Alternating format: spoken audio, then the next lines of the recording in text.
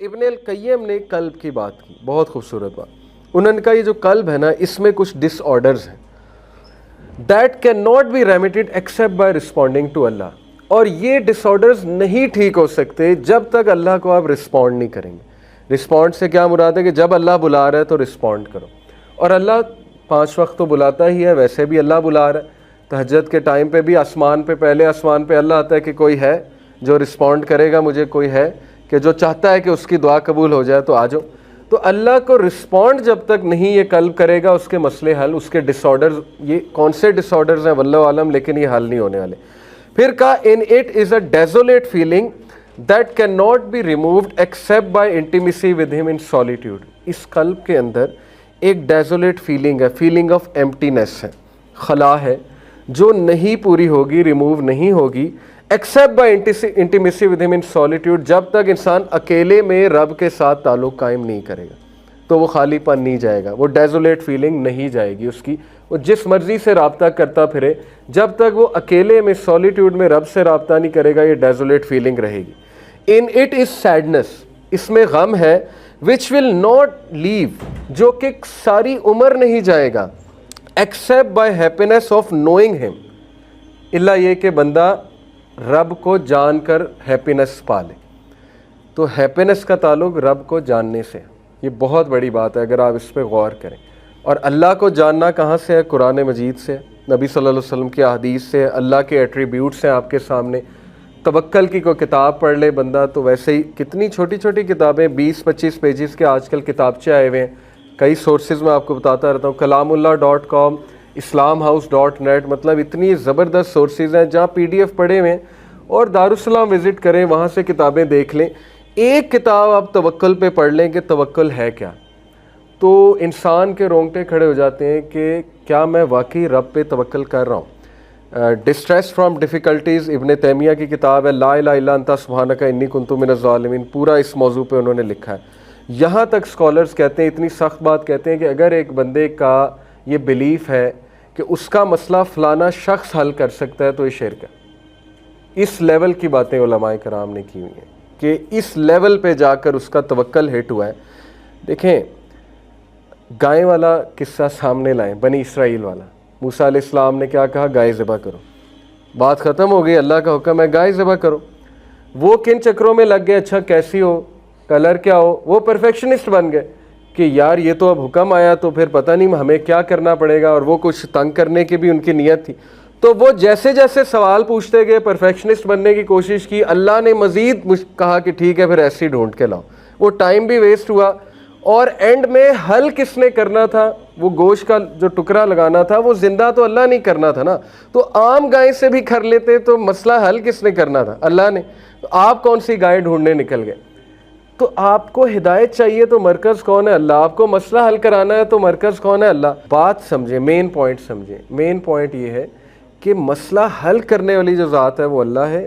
Point is کہ آپ کس طرح اللہ کو اپروچ کر رہے ہیں اور کس نیت سے آ رہے ہیں. ٹھیک ہے، کسی پہ توکل کر لینا، کسی پہ یقین کر لینا کہ یہ میرا مسئلہ حل کر دے گا اور میرے مسئلے کے سلوشن جو ایسوسیٹیڈ ہے وہ اس سے ہے، یہ پھر شرک کی ایک فارم آ جاتی ہے. ٹھیک ہے، اور اللہ کو یہ ناپسند ہے کہ ہم کسی اور پہ ریلائی کر کے بیٹھ جائیں اور اللہ تعالیٰ سے مدد طلب نہ کریں. تو خیر وہ یہ کہتے ہیں کہ ان اٹ از سیڈنس، اس میں غم ہے جو تمہیں کبھی نہیں چھوڑے گا سوائے اس کے کہ تم اللہ کو جان کر ہیپینس حاصل کر لو. And truthfulness in his dealings, اور بندہ اخلاص کے ساتھ اللہ کے ساتھ معاملات کرے، یعنی اللہ سے مخلص ہو جائے تو وہ خوشی پا جائے گا. اور اللہ سے ہی انسان مخلص نہیں ہے، نظریں چراتا ہے یا اللہ تعالیٰ کے پاس نہیں جاتا ہے، اللہ سے مدد طلب نہیں کرتا ہے، خلوص سے اپنے اعمال نہیں کرتا ہے اللہ کے لیے، تو پھر اس کے دل میں غم رہے گا ہی رہے گا اور اس کا دل ہیوی ہوگا ہی ہوگا. ان اٹ از اینگزائٹی، اس میں تذبذب ہے، اینگزائٹی ہے. دیٹ از ناٹ میڈ ٹرانکویل، جس کو کبھی سکون نہیں ملے گا، وہ اینگزائٹی کبھی ختم نہیں ہوگی. Except by gathering for his sake, اللہ یہ کہ بندہ اس کے سیک کے لیے اللہ کے واسطے کام کرے، ساری ڈیلنگز چلائے. اینڈ فلینگ ٹو ہم فرام ہز پنشمنٹ، اور بندہ وہ اعمال نہ کرے جو اللہ کے غضب کو دعوت دینے والے، نافرمانی والے اعمال نہ کرے.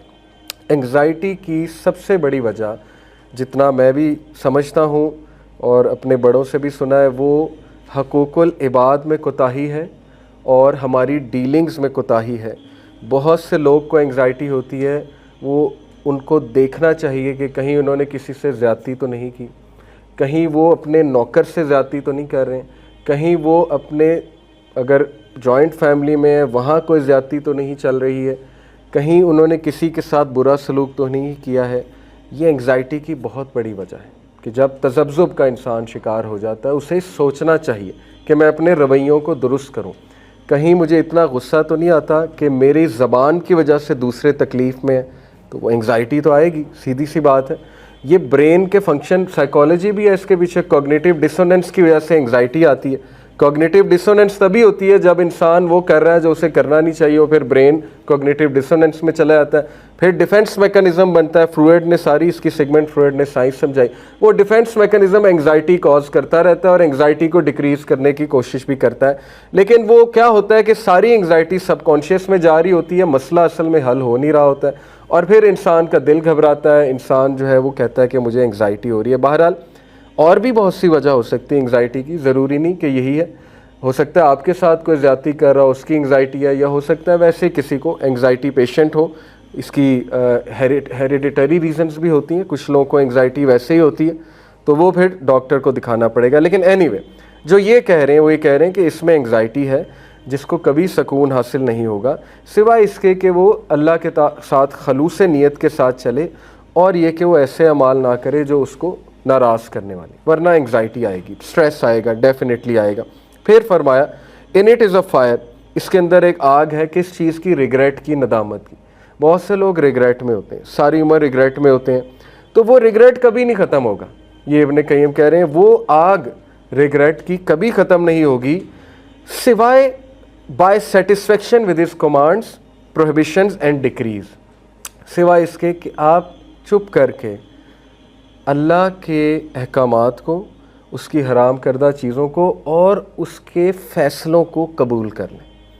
اس کے علاوہ کوئی حل نہیں ہے اس فائر آف ریگریٹ کو مٹانے کے کہ مجھ سے یہ ہو گیا، پاسٹ میں نے یہ کر دیا، یا مجھ سے ایک بہت بڑا گناہ سرزد ہو گیا. ٹھیک ہے، ندامت ایک حد تک اچھی بات ہے، لیکن اس ندامت کو بجھانے کا طریقہ یہ ہے کہ آپ موو فارورڈ کریں یہ سوچ کر کہ اللہ کے فیصلے تھے، اللہ تعالیٰ نے مجھے کچھ سکھانا تھا، اور پریزنٹ پہ فوکس کریں.